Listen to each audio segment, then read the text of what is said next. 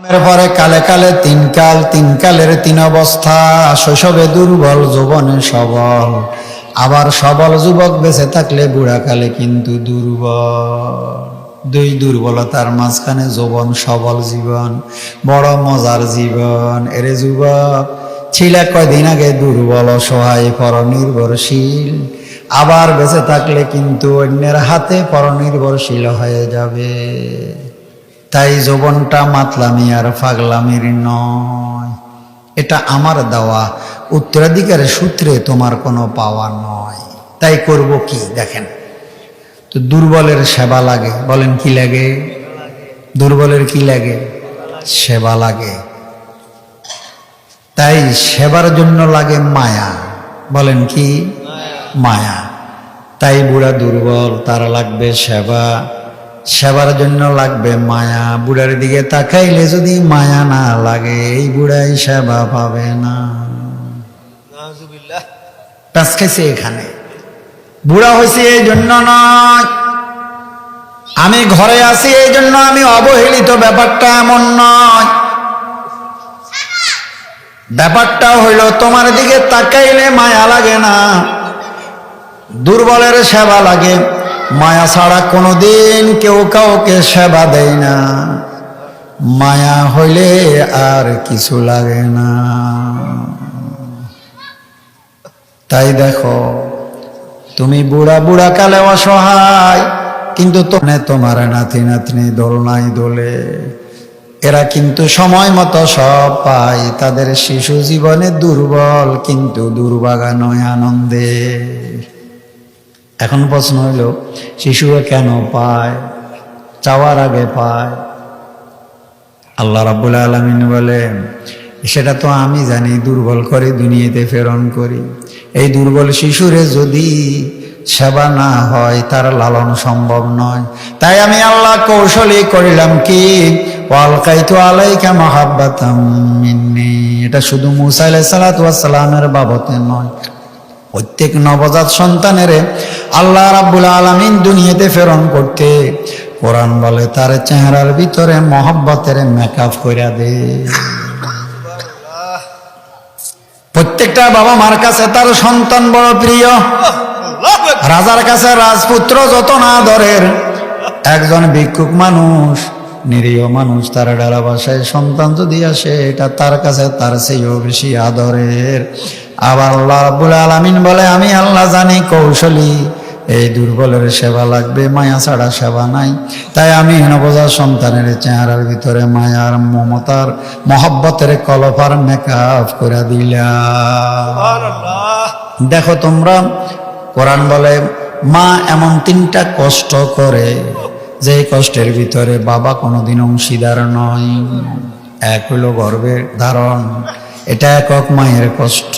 কত কষ্ট এটা মা ছাড়া পৃথিবীর কেউ বুঝতো নয়। দ্বিতীয় কষ্ট হইল প্রসব করা।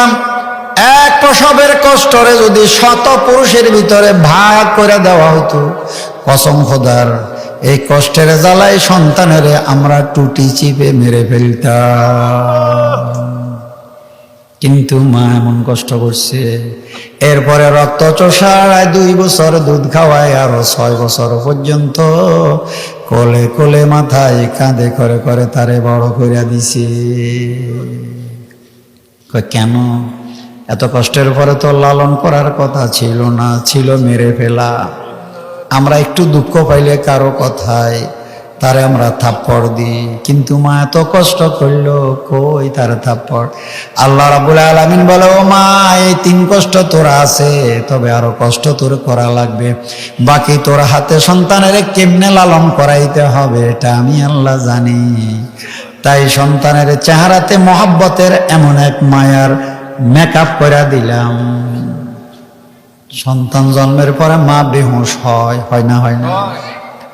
আগের কালের বুড়িরা বুঝতো কোরআনের কথা।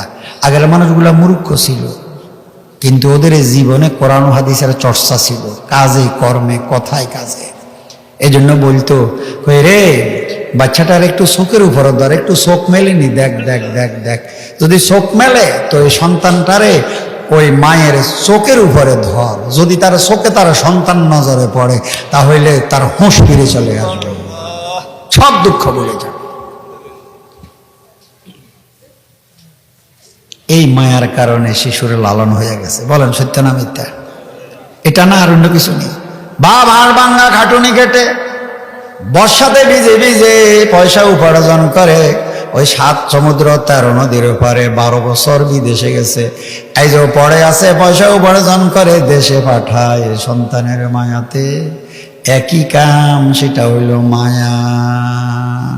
আল্লাহ রাব্বুল আলামিন বুঝাই দিল, দুর্বলের সেবা লাগে, সেবার জন্য লাগে মায়া। মায়া হইলে সেবার অভাব নাই, মায়া না থাকলে সেবা পাওয়ার কোনো সুযোগ নাই।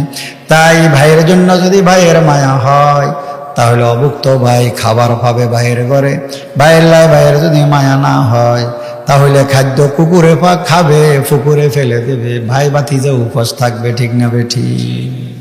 আসল জিনিস হলো কি? মায়া। বুঝতে পারছি না? তা আল্লাহ এই দুর্বল শিশুরে বাবা মা, আপনজন, দাদা দাদি, চাচা মামা, আপনজনের ভিতরে ওই মায়ার কারণে তার প্রয়োজনগুলা পুরা করে, তাকে লালন করে বড় করে নিছে। তাই তার জীবনটা অবস্থার দিক থেকে দৈহিক দুর্বল, কিন্তু দুর্ভাগা নয়, জীবন বড় আনন্দের।